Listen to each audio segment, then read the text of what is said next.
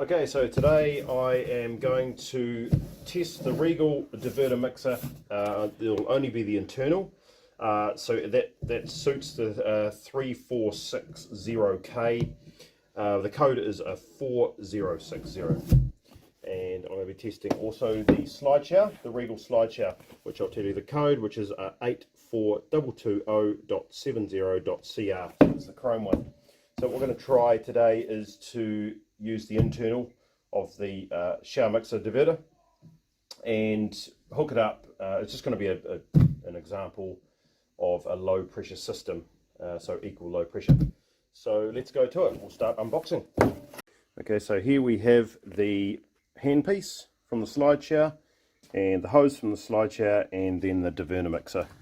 So what we're going to do is simulate putting both ports in. So there's your cold and there's your hot, and then there's the diverter, and then we're going to simulate turning it on and running it. All we're going to do is run it through the hose, and then from the hose connect it up to the handpiece, so so we can get an idea of how much flow comes out it.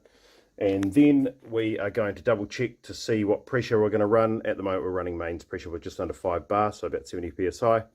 And also we've got zero flow because we've got nothing on at the moment. So let's go ahead and hook it up. So here we have it all set up. We've got 2 feeds, one to hot, one to cold. Hypothetically they're coming off the same feed, but that's just due to the fact that we haven't got hot or cold here in the test room. So the diverter mix is set up, and it is leaking here. I haven't tightened these up properly, but the point that is to note, the fact is that the diverter does need high pressure to hold back or forward what needs to, like when it diverts. This is the primary, so that would go to your rain head or your bath filler, and then this one here behind gets another angle on it, then it would go up to your wall elbow or across, either way. Now the interesting thing is that because we've got running low pressure, at the moment I'm running high pressure.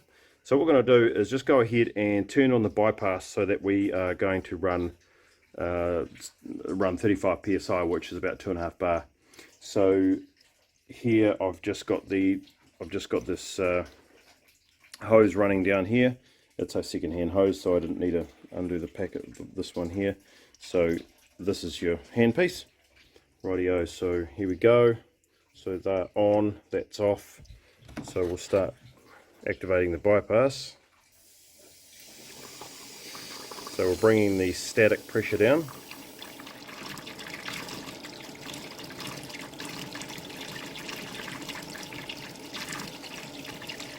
Right, so now that's charged. This line is now charged with 35 psi equal. That's the bypass. You don't have to worry about that. That's just obviously bypassing the mains pressure to bring it down. And like I say, we're running at just a little bit further, so I'll just bring it down a bit more. It's fluctuating a wee bit due to the fact that we're on hard mains. So if we just run it like about there, and then our stop taps are on, so we turn our mixer on. So the first thing that happens is it comes out the primary, which will be either your rain head or it'll be your bath spout, whichever one you choose. Now then we're going to get the shower hose, and the difficulty here is, what I've done is that when you bypass you bypass it here via this knob, so you've got to pull it out, which I'll show you how to do it. So you pull that out like that. Okay, so now that's pulled out and that's now diverting. So this is how much you've got.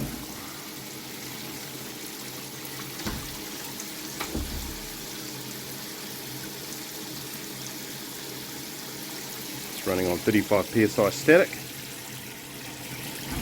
Now the issue we have here is the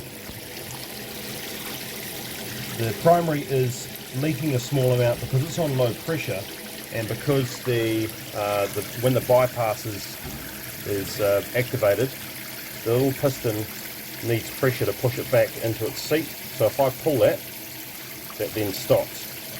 What I had to do to make that work is to change the spring from a hard spring to a softer spring, and the issue is with that is that then it starts leaking out the primary unless you pull it firmly. As you can see, this is the cylinder of the diverter, and here is the piston and its housing. So this uses a little washer. It's like a tapered bush that goes either side, and it diverts from one to the other. And what I've done here, this is the standard spring. It's quite strong for the mains pressure, and this is the weaker spring using on lower pressure. However, I can't guarantee it's not going to leak out the primary outlet, as we discussed. So there's two ways we could do this: either run with the spring that's not quite so tough on the bypass activator, or otherwise you could do away with this type of mixer with the diverter and go to two separate mixers. That would probably be more reliable on the system that you're running on low pressure. So hopefully this all helps, and like I say, I'll just activate that once more. Just try and use one hand. So the shower's fine. It's definitely not like mains, but you've got a decent amount of shower, and that should get you wet, give you a wash.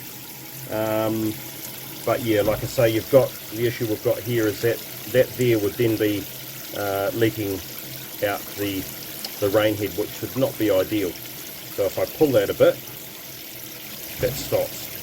So I let it go. It actually, in this case, it's actually sealed itself off. But because of the pressure that's dynamic, what they call dynamic pressure. So that's about 10 psi. So if we were to crank it up to mains pressure, i.e. remove the bypass, so I'll start winding the bypass back and see the pressure starts cranking right up, and that's dynamic pressure.